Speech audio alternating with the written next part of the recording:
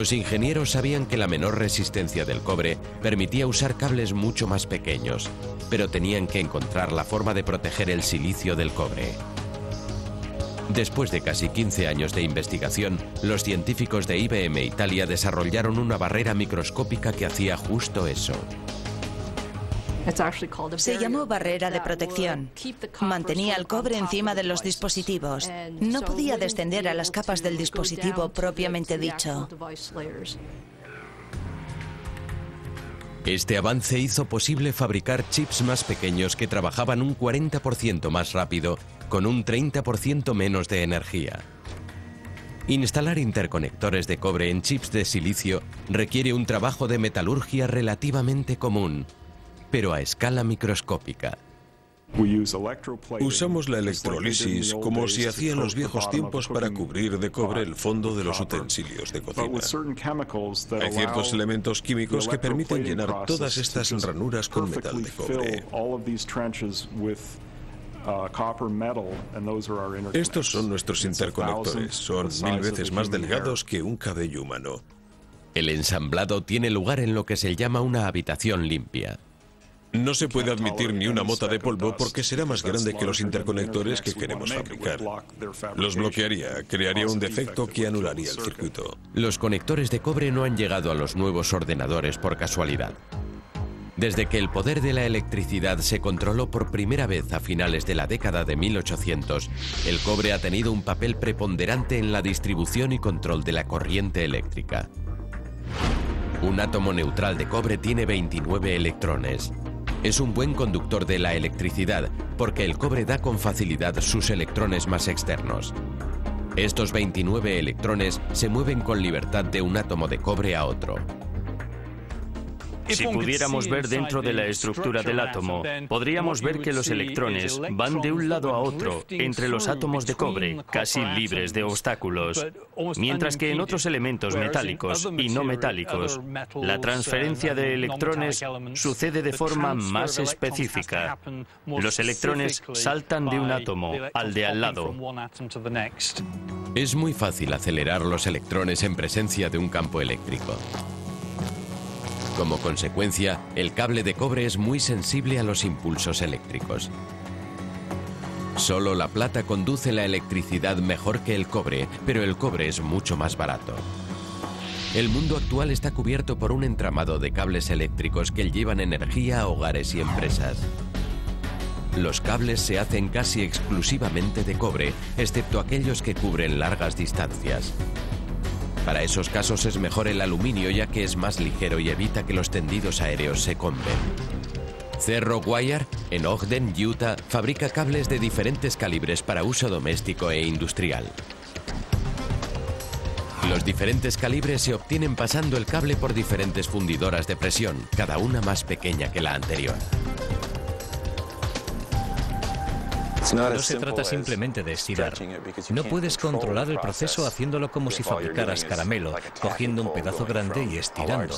Hay que controlar el diámetro cuando pasas a la siguiente máquina. Reduces otro 25%. Tiene que estar perfectamente redondo, tener el diámetro perfecto antes de pasar a la siguiente presión. Cerro une varios hilos de cobre para crear los cables que se usarán para transportar corrientes de alto voltaje en edificios industriales. Como los productos industriales tienen que transportar muchos más voltios y amperios, se hacen de varios hilos para que mantengan la flexibilidad.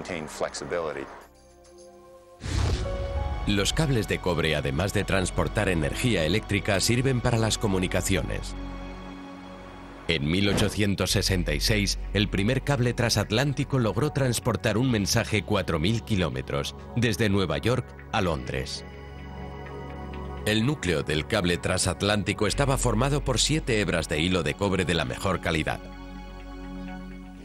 Aunque la fibra de cristal de sílice ha reemplazado al cobre como medio de transporte de señales, hay más cobre que vidrio en los últimos cables transoceánicos. Los cables están forrados en cobre que lleva energía a las bombas. Las bombas accionan un láser que transporta la información. El cobre también protege los datos, creando un escudo electromagnético que bloquea las interferencias. Al igual que otros dispositivos eléctricos, los cables requieren cobre puro. Pero las nuevas aleaciones de cobre están llevando el cobre más allá del mundo de la electrónica. La importancia industrial del cobre en el siglo XXI ha aumentado debido a la facilidad para combinarlo con otros metales. El estaño y el zinc han sido los elementos principales de aleación. Pero en la actualidad hay muchos otros, incluyendo el aluminio, el berilo, el cromo y el manganeso. Se consiguen aleaciones de propiedades físicas y mecánicas únicas. En la actualidad se utilizan unas 400 aleaciones de cobre. En un futuro próximo puede aparecer una nueva aleación de cobre en la etiqueta cosida a su ropa y unida a la mayoría de los productos que compre. Los ingenieros están trabajando en una aleación de cobre ni silicio que mantendrá la conductividad del silicio y será además lo bastante resistente para mantener una antena diminuta de solo 35 micrones, la 10ª parte de una hoja de papel. Una antena incrustada en la etiqueta transmitirá información sobre el cliente o sobre el producto a un ordenador para informar al vendedor sobre las preferencias del consumidor o la disponibilidad del producto. Ansonia Copper & Brass, de Waterbury, Connecticut, fabrica aleaciones especiales para clientes con necesidades muy especiales. Una de las aleaciones especiales que fabricamos es para la industria aeroespacial. Los clientes necesitan buena conductividad eléctrica y un cable fuerte para que pueda soportar el uso constante. También tiene que poder ascender 14.000 metros, porque el material cambia de tamaño con los cambios de altitud. La aleación que se usa para fabricar las riostras de los aviones está formada por un 90% de cobre y un 10% de aluminio. En este caso, el aluminio añade dureza al cobre.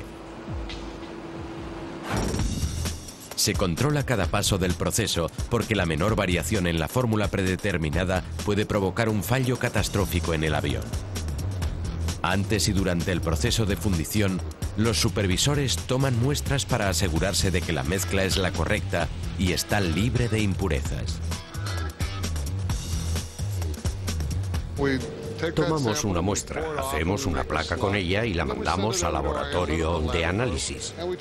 La estudiamos con atención para comprobar si podemos continuar con el proceso. Si surgen problemas, hacemos las rectificaciones precisas en el horno de fundición.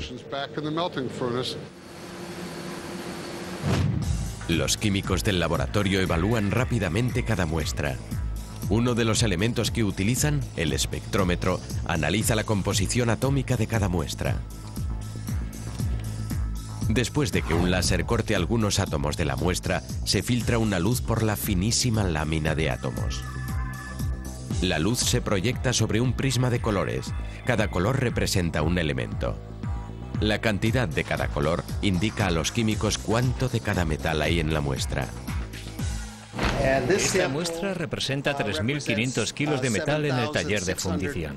Tenemos unos 20 minutos para determinar la presencia de 25 elementos e informar al taller de fundición. Después de fundir y dar forma a una aleación, se hacen más pruebas para estudiar sus propiedades físicas. En la prueba de tensión se tira del material y se mide la fuerza de tracción que puede soportar antes de romperse. Eso define la ductilidad del material.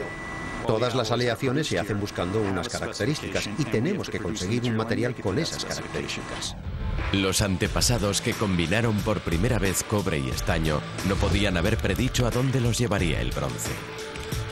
Los metalistas del siglo XXI solo pueden intuir a dónde nos llevarán las nuevas aleaciones. Lleva tanto tiempo entre nosotros que creemos conocer casi todos sus usos, pero solo lo creemos. Estamos seguros, más allá de toda duda, de que el cobre será un metal fundamental en todo lo que hagamos de aquí en adelante. Las mismas propiedades que conocemos y usamos nos permitirán seguir usándolo con las tecnologías del futuro.